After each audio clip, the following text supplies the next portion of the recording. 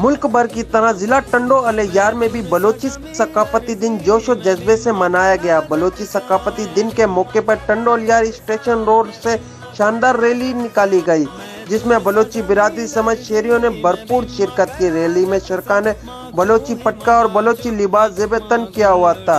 Rally में बच्चे बड़े सब शामिल थे, जबकि बलोची गीतों पर रक्स भी किया गया।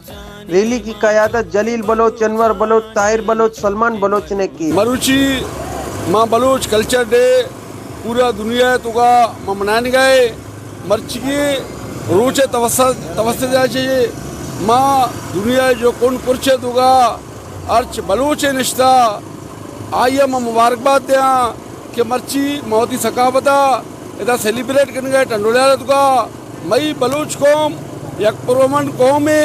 रैली अपने रास्तों से होती हुई ईदगाह चौक पर पहुंची, जहां रैली का पुरतपाक इस्तकबाल किया गया। फूलों की पत्तियां निछावर की गई। वश न्यूज़ टंडो अलियार।